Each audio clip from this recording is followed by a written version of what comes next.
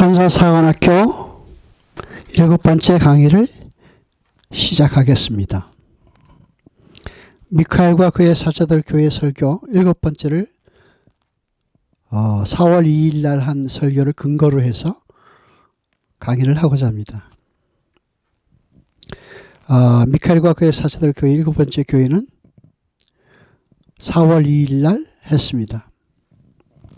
요한복음 1장 14절부터 18절까지 봉독하겠습니다. 말씀이 육신이 되어 우리 가운데 거하심에 우리가 그 영광을 보니 아버지의 독생자의 영광이요 은혜와 진리가 충만하더라.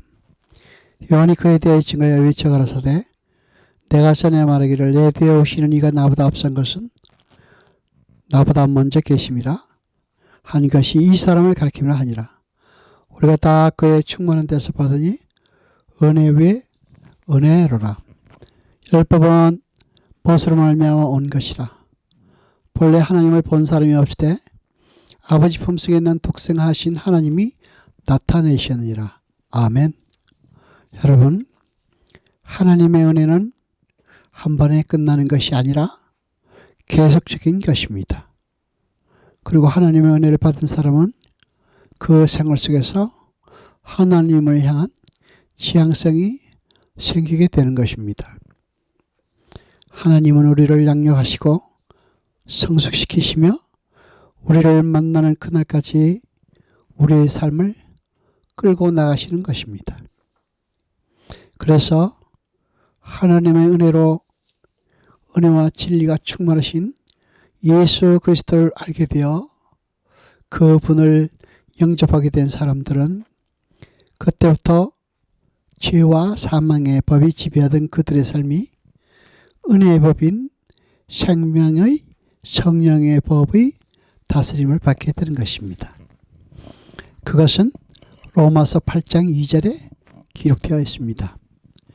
로마서 8장 2절 이는 그리스도 예수 안에 있는 생명의 성령의 법이 죄와 사망의 법에서 너를 해방하였음이라.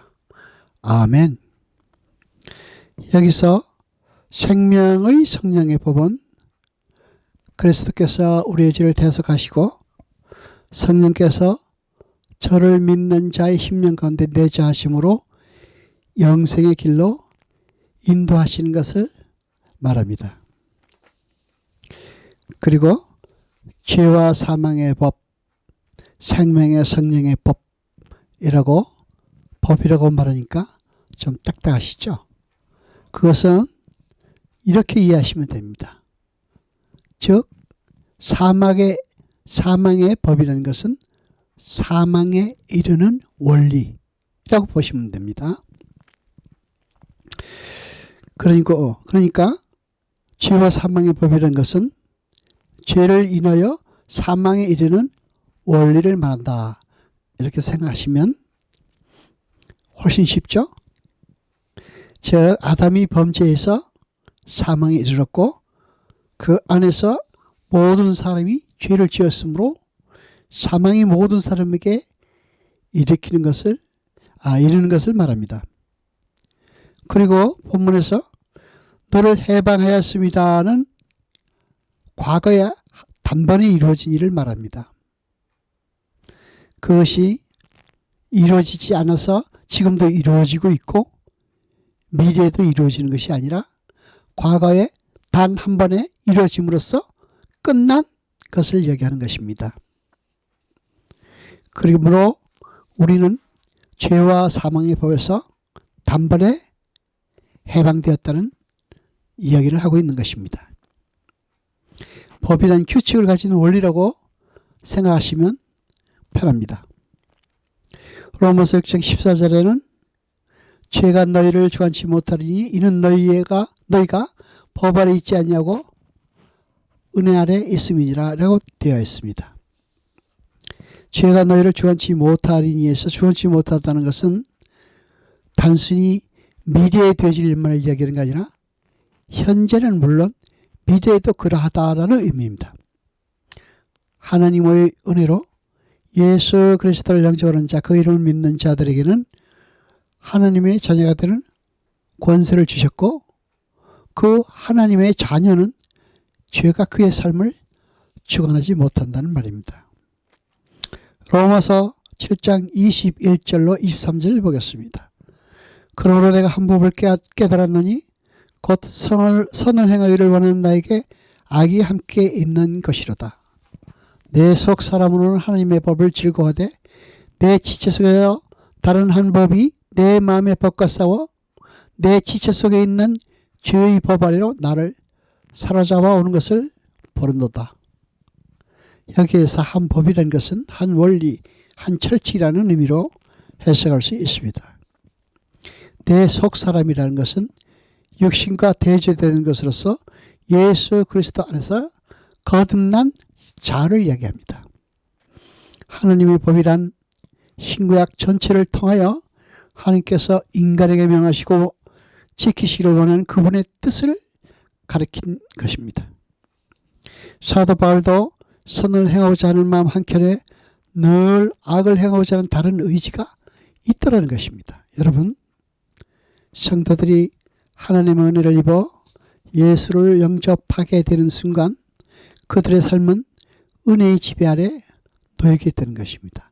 바로 그때 그를 지배하던 죄의 허리가 꺾이게 되는 것입니다. 성도는 죄의 지배를 받지 않습니다. 그러나 하나님께서는 이 죄의 존재가 성도의 성숙에 도움이 될 수 있도록 일시적으로는 허용하실 수도 있습니다. 로마서 8장 13절 보겠습니다. 너희가 육신대로 살면 반드시 죽을 것이로되 영으로서 몸의 행실을 죽이면 살리니. 몸의 행실이 뭡니까? 타락한 인간 속에서는 절대 선한 것이 나올 수 없으며 밖으로 나타나는 모든 것은 더러운 마음속에서 출발된다는 것입니다. 모든 죄는 그 타락한 더러운 마음속에서 출발된다는 것입니다. 그리고 그것을 몸의 행실이라고 말합니다. 영으로서 몸의 행실을 죽이면은 죄된 육체를 죽이는 것은 성령이란 말입니다. 죄인들은 자신들의 어떠한 노력에도 하나님의 요구 수준을 이뤄낼 수가 없습니다. 그래서 하나님의 백성에게 예수 그리스도가 주어진 것입니다. 하나님께서는 순종하고자 하는 의지가 있는 자에게는 순종할 수 있는 힘을 주십니다. 말씀도 알지 못하고 기도하지도 않는 사람들은 전부 죄의 지배 아래 있다고 봐도 무방합니다.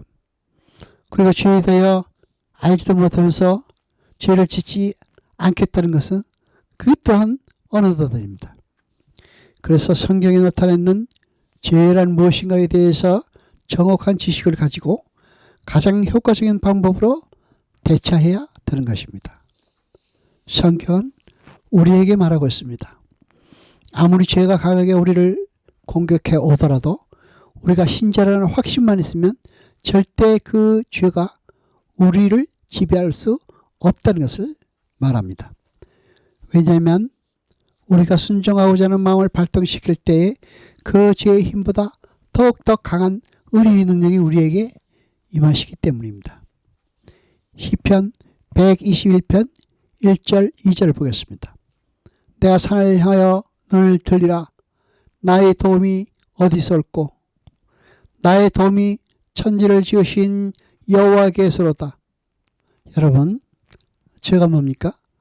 타락한 인간들이 하나님 자리에 자기를 앉아 올려놓고 자기 자신만을 위해서 사는 행위가 죄입니다. 주님은 십자가를 의지해서 주님을 순종하고자 의지를 발동하는 사람에게 그 죄의 지배를 벗어날 수 있는 능력을 공급해 주시는 것입니다.